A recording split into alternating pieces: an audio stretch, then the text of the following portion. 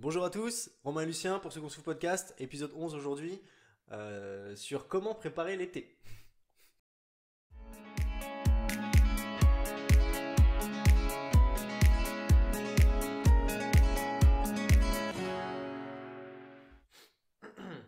Alors donc, sujet extrêmement important aujourd'hui, préparer l'été. Voilà, ça devient important, les vacances arrivent, accessoirement les beaux jours aussi, on n'est pas obligé de partir en vacances pour être en forme et être bien. Vous allez retirer vos doudounes à un moment donné, hein. Et puis bah, ça fait plaisir de montrer qu'on va à la salle de sport quand même aussi, c'est cool. Donc épisode un petit peu à part, on est toujours en train de vous dire que la santé c'est quand même le prioritaire, maintenant c'est toujours cool d'être bien. Pourquoi dès maintenant? Bah parce que c'est le moment, hein. On arrive dans le timing un peu serré pour les vacances, il faudra pas nous faire comme Elodie, n'est-ce pas? À venir en juin pour juillet. Elle est là depuis un an, donc on a le droit de l'attaquer, c'est autorisé maintenant. Mais c'est dans 3 mois, l'été, en attendant il va commencer à faire beau quand même. Le changement du corps prend du temps. Voilà, faut être clair, hein, on change pas du jour au lendemain. On oublie tout ce qui est régime du camp, ce genre de choses. C'est quand même des conneries assez lourdes, hein. Je veux dire, faut pas voir le court terme, à un moment, faut voir votre santé, faut voir au long terme comment vous allez être et pas faire un truc pendant 3 semaines pour perdre le maximum et puis perdre des choses que vous n'avez pas non plus envie de perdre. On en reviendra plus tard. Mais Tout tout ça. simplement, si on veut un changement sécuritaire, on va dire, d'ici 3 mois, ou peut-être 4 si on part un peu plus tard en août, voilà, c'est maintenant. Si on veut perdre, on se rend compte dans 2 mois seulement, ok, je dois m'y mettre, j'ai un mois devant moi. C'est chaud. On n'est plus sur, voilà, typiquement perdre 10 kilos en un mois, est-ce qu'il y a vraiment que du gras de perdu, tout simplement. Ouais. Et là, on est sur des pratiques un petit peu draconiennes des fois, et c'est pas vraiment ce qu'on va recommander.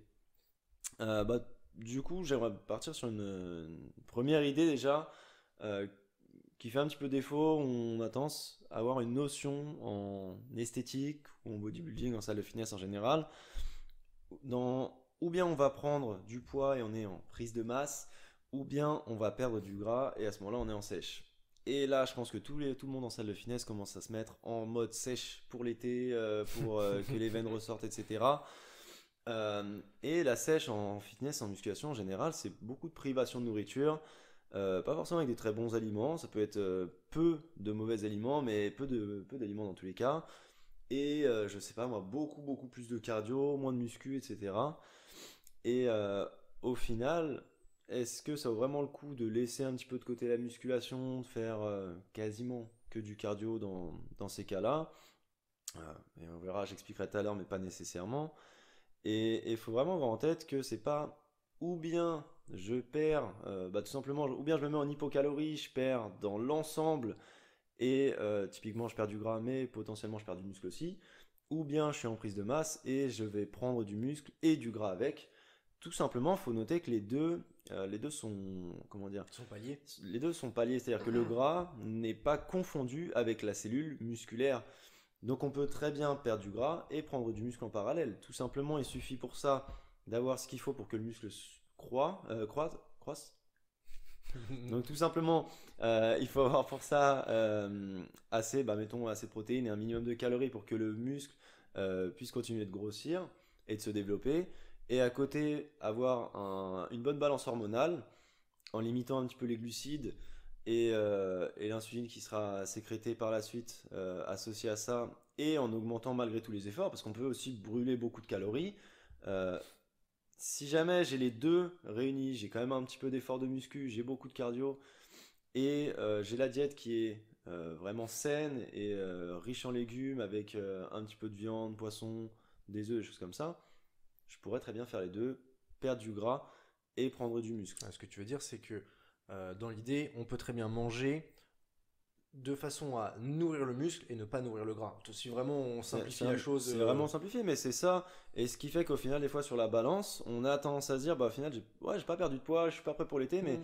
d'un point de vue esthétique, parce que là, on parle d'esthétique aujourd'hui, on est bien mieux physiquement. Tout simplement, j'ai perdu du gras et j'ai pris du muscle. Donc, peut-être que sur la balance, ça s'équilibre. Les deux vont s'équilibrer, mais typiquement, du coup, je suis un peu moins gros en quelque sorte. Et je suis plus musclé. Et ça se voit. C'est Oui, vraiment. puis le muscle pèse plus lourd que le gras dans l'absolu. Donc on peut gagner 4 kilos de muscle et perdre 4 kilos de gras. Et Physiquement, ça se on remarque. sera beaucoup moins volumineux. Bien sûr, Voilà, physiquement, et puis bah forcément avec, ça sera plus joli, avec enfin, le même dépend de ce poids, qu'on veut, mais avec le même poids sur la balance, ouais. ouais, donc forcément, bah, pas se fier qu'à la balance. Il y a un truc qui est important, c'est l'impédance métrie. Si vous avez des balances qui le proposent, c'est vachement intéressant de regarder ça. Sinon, potentiellement, passer chez un diététicien, chez un nutritionniste équipé de ce genre d'appareil, ça vous permet de voir votre progression réelle et pas juste de vous fier au poids qui est finalement qu'un seul indicateur et qui n'est pas le plus représentatif de tous. Ah bah, on a eu des personnes qui justement perdaient pas de poids et se sont rendus compte qu'ils ont malgré tout perdu 3, 4, 5% de masse graisseuse et qui Excellent. ont pris presque du coup l'inverse en masse musculaire.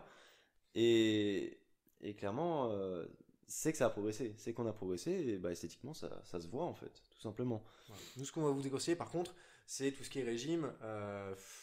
Bah, on parlait du camp tout à l'heure, mais tous les régimes de rééquilibrage alimentaire, il y a de tout et n'importe quoi en Un ligne. truc un petit peu draconien, voilà, comme je disais tout à l'heure. Il y a des trucs qui sont ridicules. Il y a des trucs, enfin, je regardais en ligne l'autre fois, je tombais sur un régime. Bah, la personne mangeait des biscottes au Nutella le matin, quoi, mais elle disait ouais, mais j'en mange qu'une. Oui, bah oui, tu vas moins te nourrir de merde, mais quoi qu'il arrive, Bah, c'est mauvais quand même. c'est pourquoi pas pour perdre du poids. Ouais, ça peut marcher parce que bah tu manges ta pauvre tartine et t'as encore la dalle derrière Hmm. et tu en manges pas avant le midi, t'as crevé de faim pendant quelques temps Mais tu nourris pas ton parce qu'en corps. réalité ça t'a calé 5 minutes ta tartine.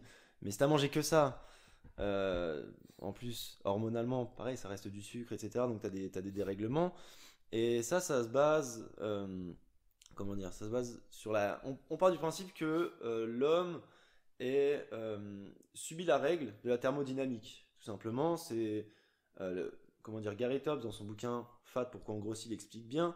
On n'est pas des machines. Donc c'est pas une calorie sortante, une calorie rentrante, on garde le même poids ou du coup je sors un peu plus de calories que ce que j'ai apporté, je vais nécessairement perdre du poids, pas forcément parce qu'il y a aussi par dérèglement hormonal, on se retrouve à pas forcément bah, c'est pas que du gras qu'on brûle, pardon. C'est pas nécessairement que du gras. Ouais, tu vas On, perdre du muscle on également. peut aussi perdre du muscle de cette Mhm. façon-là. On peut aussi éliminer bah, le sucre qui est arrivé dans le sang par, je sais pas moi, par la tartine de Nutella typiquement. Mhm. Et c'est pas vraiment le gras qu'on perd dans ces cas-là. C'est d'autres choses qui sont au final pas si intéressantes à perdre. Voilà. Mhm. C'est pas le meilleur plan de perdre du muscle. Bah, si tu veux que ton corps soit joli, l'intérêt c'est Mm. pas que de perdre du poids. Si jamais tu perds du poids et ton corps est toujours tout flasque, et bah C'est c'est pas de but. Enfin, je ça veux dire, c'est pas ce que tu veux typiquement, faire. typiquement quel est le plus beau, j'ai envie de dire, entre, je sais pas, on voit un tas de photos de mannequins fitness sur Instagram, il y en a énormément, les athlètes professionnels, il y en a qui vont dire c'est trop musclé, on est sur de l'extrême sur des athlètes professionnels réellement, mais des bonnes athlètes, mettons, chez les femmes ou chez les hommes, est-ce qu'on préfère ça ou chez les femmes, typiquement les mannequins de Yves Saint Laurent par exemple, qui ressemblent plus à des cotons-tiges, est-ce que c'est réellement ça le standard qu'on recherche? Est-ce que c'est ça qui plaît réellement? Si oui, je veux être taille mannequin parce que ça me plaît d'être à la limite de l'anorexie, parce que c'est ce qu'elles sont actuellement. Mhm. Pourquoi pas? Bah, mange une demi-tartine de Nutella, fais aucun sport, n'aie pas de muscle. Ouais, Tu vas ressembler à ça. c'est ce que t'obtiendras. C'est ce que Si par t'obtiendras, contre ouais. tu veux être comme la mannequin fitness, bah faut manger mieux que ça. Et il Il faut faut faire faire un du peu de sport. muscu, il faut faire de la musculation et garder du muscle, l'entretenir. Et qu'est-ce que tu dis à une... Parce qu'on a beaucoup de femmes, par exemple, qui viennent à la salle de sport, qui viennent... Bah, nous, on est une salle CrossFit, hein, donc forcément, quand on rentre, ça fait peur. Il y a une cage, il y a des poids partout, il y a plein de choses. On n'a pas que des machines. On n'a juste pas des tapis de course alignés par 25. On fait pas ce genre de choses chez nous. Les femmes, tout de suite, c'est... Ah ouais, non, je veux pas être trop musclé. C'est souvent ça, et encore plus quand on voit bah, les sportifs de haut niveau qui sont un petit peu la vitrine de notre sport, que Mhm. ce soit national, international, mais euh, on a tendance à voir des femmes très musclées, c'est elles qu'on voit le plus souvent en ligne, et oui, elles ressemblent musculairement à certains hommes. J'ai pas envie de dire à tous les hommes, parce qu'on a des hommes qui sont quand même plus balèzes que ça à la Bien salle, sûr. Bah, ceux qui sont à leur mais, niveau, pour finir. mais dans la norme, j'ai envie de dire, dans la norme française, admettons, elles sont plus musclées que beaucoup d'hommes, que 95% des hommes, j'ai envie de dire. Mhm. Elles s'entraînent 5-6 heures par jour. Elles mangent pour prendre du muscle. Elles dorment exprès enfin, elles dorment beaucoup plus dans l'optique de prendre du muscle, de mieux récupérer musculairement, etc. C'est du professionnel. C'est du professionnel et son objectif dans la vie, c'est de prendre du muscle. Est-ce que en venant 1 heure par jour pour te dépenser, apprendre des mouvements, bien bouger, etc., tu vas avoir la même croissance musculaire qu'une femme qui fait ça et comment dire, qui fait tout dans sa vie pour obtenir du muscle? C'est compliqué. À savoir aussi, il y a autre chose. Tout simplement, on a tendance à se dire, bah mettons, je vais aller à la salle de CrossFit là 3 mois. ouais, il soulève des poids, je vais devenir monstrueuse en 3 mois. Alors déjà, en 3 mois, ça va être très compliqué, d'accord? Courage. Les athlètes professionnels qui en sont là, ça fait des années qu'elles font de la musculation, ça fait des années qu'elles soulèvent des poids très lourds, de plus en plus lourds. Et pour atteindre leur niveau, leur qualité physique, c'est des années et des années d'entraînement. C'est pas en 3 mois déjà qu'on obtiendra une musculature à ce stade. Après, oui, potentiellement, on va prendre du muscle. Alors déjà, c'est un débat. Est-ce que c'est vraiment mauvais de prendre du muscle? Est-ce que c'est vraiment moche, soi-disant, de prendre du muscle pour une femme? Ça, c'est encore autre Je suis pas chose, bien sûr. forcément d'accord, mais ça, c'est un autre débat. Il y en a qui aiment pas, etc. Mais il y a quelque chose, c'est que les femmes n'ont pas autant de testostérone que les hommes. Oui, un homme peut prendre beaucoup de muscles en 3 mois. Encore, il atteindra toujours pas le niveau des meufs des Non, games, clairement. mais il peut prendre beaucoup de muscles. Pour une femme, c'est quand même beaucoup plus difficile. C'est beaucoup, beaucoup plus difficile. Et on a tendance à se dire aussi, ouais, dès que je fais un peu de squat, je gonfle des jambes. On gonfle, mais si jamais en parallèle, on arrive à brûler suffisamment de calories, à perdre suffisamment de gras, au final, ça s'équilibre. Parce que peut-être que le muscle gonfle et que le gras diminue pas suffisamment. Ouais, ou du moins qu'il y a peut-être un décalage entre les deux. C'est-à-dire qu'entre le moment où tu prends un petit peu de muscle et tu redescends après en gras, il y a ce décalage. Enfin, Et moi, c'est- j'ai mon expérience perso quand on a commencé à la salle et qu'on a ouvert la salle. On a ouvert avec Lucien la salle de CrossFit il y a un an. Ouais, certes, je faisais pas grand-chose hein, à ce moment-là, donc j'ai repris au moment où on a ouvert. Ça fait un an que je fais du sport. Bah, de toute façon, ceux qui ont la vidéo, vous allez voir, hein, je suis pas un monstre. Et pourtant, pour le coup, je suis un homme et j'ai la testostérone qui permet de le faire et d'être plus costaud qu'une femme qui se serait entraînée autant que moi. Mais au démarrage, c'est ce qui s'est passé. Je faisais 70 kilos. En 3 semaines, pouf, je suis monté à 76 kilos, ce qui n'est pas du tout mon poids actuel parce que j'arrive pas à remonter à 76 kilos. Et je suis redescendu 3 semaines après à 71, peut-être 72. Et depuis, je suis bloqué à 72. Et en réalité, oui, au démarrage, tu prends du poids parce que tu réactives des muscles que tu n'utilises jamais. Et ces muscles-là, bah, ils vont reprendre d'un coup parce qu'ils font rien depuis un moment. Donc ils vont prendre une grosse gifle et pouf, ils vont se remettre en action. Mais le gras est pas reparti tout de suite. Mais il va partir aussi. Après, voilà, j'ai juste envie de dire aux femmes qui ont peur de prendre autant de muscles que les femmes des games, juste essayez. Essayez d'atteindre même la moitié de leur musculature. Essayez de le faire et de bosser suffisamment fort pour. Ce sera déjà compliqué d'en atteindre la moitié. Alors, Déjà, pour un homme, c'est pas facile. avec beaucoup de motivation, avec beaucoup d'efforts. Alors, juste pratiquer comme ça, c'est pas ça qui va vous faire gonfler et devenir énorme. Il y a une image assez bête en ligne, mais voilà, c'est pas les poids qui te font gonfler, c'est les cupcakes et les gâteaux. Mhm. Dans l'idée, c'est un peu ça. Non, clairement, non, parce que nous, c'est la demande qu'on a régulièrement des femmes qui viennent à la salle de sport. C'est je veux m'affiner. Très souvent, on me dit pas j'ai envie d'être plus. Un homme va me dire j'ai envie d'être plus musclé, une femme va me dire j'ai envie de m'affiner. Bah, ça finit, c'est ça au final. C'est gagner du muscle et perdre du gras. C'est typiquement ça, oui, parce que affiner, il y a une notion aussi musculaire derrière. Si jamais j'affine un muscle qui n'existe pas, c'est compliqué. Donc il faut du muscle derrière malgré tout. Et en général, ça reste plus esthétique. Clairement. Et du coup, petit rappel de diète. Donc, Parce que maintenant qu'on a des plus on d'infos, a- tous les trucs comme voilà. ça, et qu'on a tapé sur des idées un peu reçues là-dessus, Comment- qu'est-ce qu'il faut manger? Voilà, donc on va partir sur comment réellement se préparer à l'été, parce que maintenant il y a les conseils pratiques. Bon, la diète, on fait un petit rappel quand même dessus. C'est bah, typiquement, je veux perdre du poids, je vais manger un maximum de légumes, limiter tout ce qui est transformé, tout ce qui est riche en glucides, en sucre, et manger voilà, le plus possible de produits naturels en général. Ça va être un petit peu différent sur la prise de muscle. Alors, on va manger le même type d'aliments, des bons aliments, beaucoup de légumes, ça reste la base. Mais on peut se permettre un petit peu plus de fruits peut-être, parce que ça, savoir que les fruits sont quand même glucidiques, hein, donc faut pas non plus en abuser. Si je mange que des fruits, je mange beaucoup de sucre. Malgré tout, ça reste du glucose enfin, surtout du fructose du coup dans les fruits. Mais ça pèse aussi dans la balance.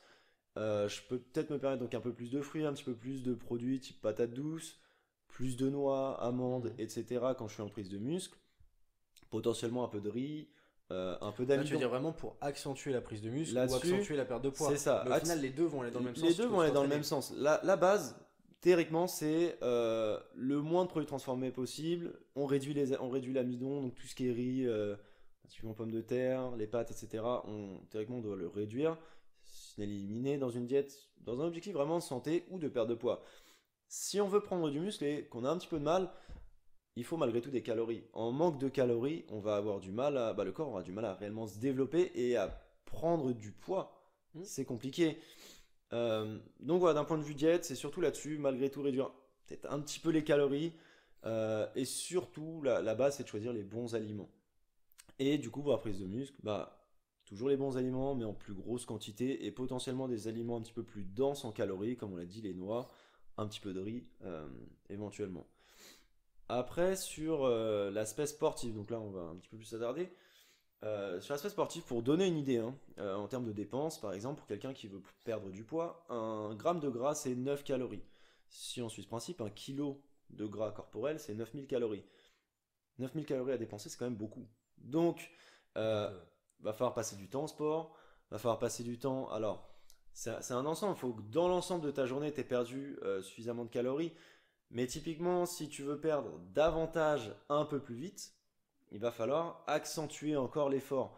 Et pour brûler plus de calories, alors c'est bien de faire du squat, c'est bien de faire du soulevé de poids, c'est bien de faire un peu de gymnastique. Dans un objectif de perte de poids, c'est toujours intéressant de rajouter du cardio, que ce soit sur des machines. Typiquement, le plus simple, j'ai envie de dire, ça reste des machines après l'effort.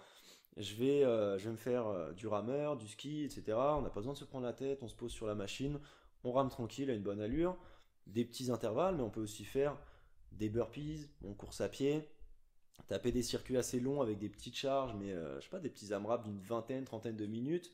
Euh, j'ai envie de donner une petite séance, admettons 30 minutes sur le ski erg, une minute ou ski erg, rameur ou peu importe, vélo, course à pied, une minute à une bonne intensité, une minute tranquille pendant 30 minutes par exemple.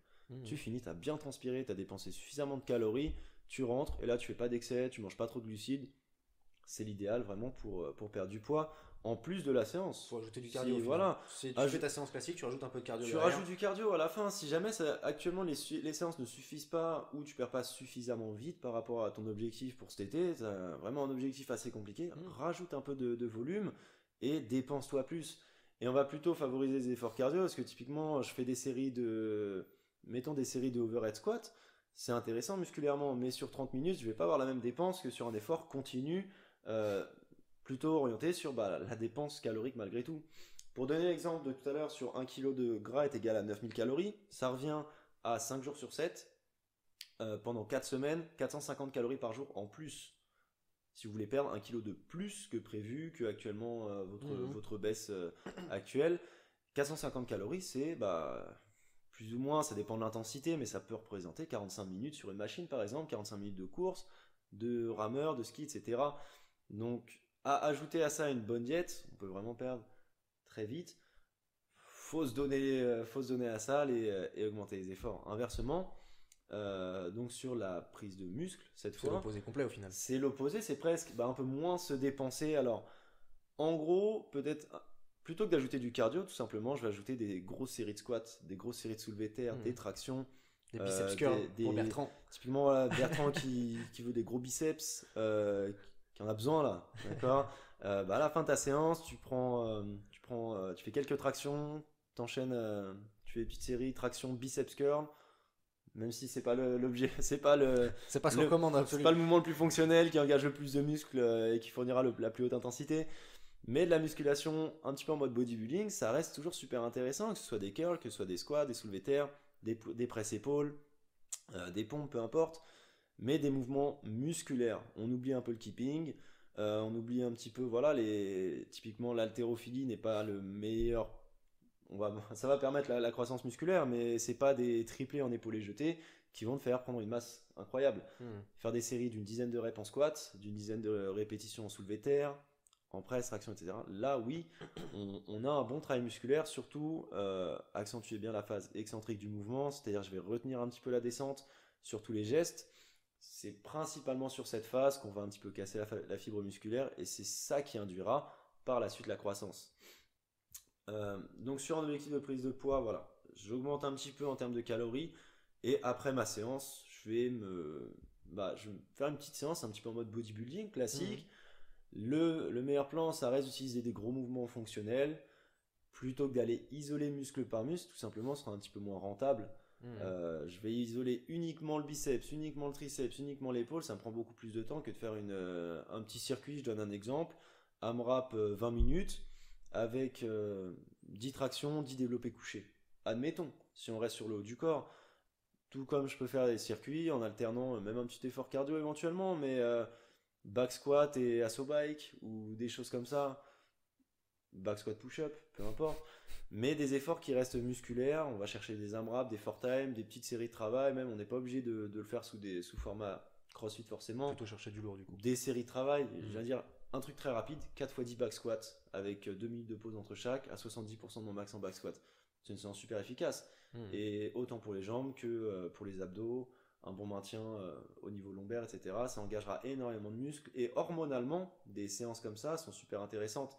À la fin d'une grosse séance de squat, ton corps va sécréter des hormones de croissance, et des hormones qui vont induire une récupération optimale d'un point de vue musculaire. Donc en prise de masse, ajouter un petit peu d'effort là-dessus, tout simplement. Ça marche. Après, pour conclure, faire un petit résumé de tout ce qu'on vous a donné comme info, parce qu'il y en a plein, surtout sur l'entraînement.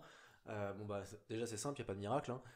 Il n'y a pas de régime qui sera facile pour préparer l'été ou au général en réalité. Mais il n'y aura pas de régime qui sera facile et qui sera bon pour la santé. Il y a des régimes faciles. Il y a des régimes qui font perdre énormément de poids d'un coup. Vous pouvez prendre des pilules pour ça, pour avoir une gastro, ça marche très bien. On peut jeûner, tu jeûnes 2 semaines. Tu peux jeûner 2 semaines, tu arrêtes de manger, forcément tu vas perdre du poids. Mais si c'est pour perdre autant de muscles que de graisse et en plus être potentiellement malade ou en mauvaise santé par rapport à ça, est-ce que vraiment c'est quelque chose qui vaut le coup? Est-ce qu'il vaut pas mieux? C'est pas grave, on prendra un petit peu plus de temps. On peut s'y mettre maintenant, on a 3 mois, c'est cool. On peut s'y mettre maintenant, prendre son temps et avoir un vrai résultat et quelque chose qui vraiment fonctionne et qui vous met en bonne santé. Savoir que de toute façon le changement sera difficile. Votre corps il se bat contre, il n'est pas prévu pour prendre, perdre à longueur de temps. Il n'est pas prévu comme ça. De la même façon, ce ne sera pas aussi facile pour les uns que pour les autres, que ce soit entre les hommes ou entre les femmes ou entre hommes versus femmes. Pour les femmes, ce sera beaucoup plus dur de perdre du poids que pour un homme. De la même façon, pour un homme, ce sera beaucoup plus facile de prendre du muscle. On est un peu avantagé là-dessus, désolé, c'est pas très juste, mais malheureusement, c'est comme ça que ça fonctionne. Suivez les petits conseils de Lucien sur la diète. Mangez naturel, prenez des choses qu'on trouve dans la nature, sans vous blinder de fruits, parce que ça se trouve dans la nature, mais on l'a compris, c'est plein de fructose. Et pareil sur le sport.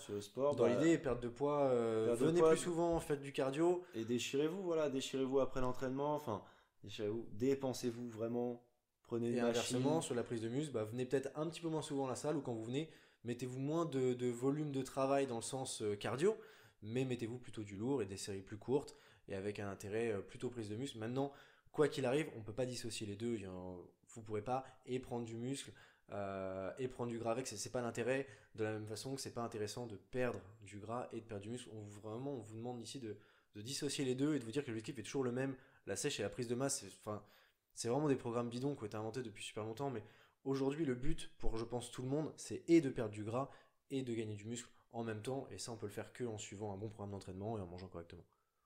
Ça te semble bien? Bon. Du coup, on espère que ces conseils vont vous aider. Bon courage, c'est pas les plus faciles du monde, mais bon, c'est ceux qui fonctionnent. Et par contre, on peut pas vous aider pour le choix des vacances, on vous laisse décider. À la prochaine, bonne journée à tous, et on se voit pour l'épisode 12 la prochaine fois.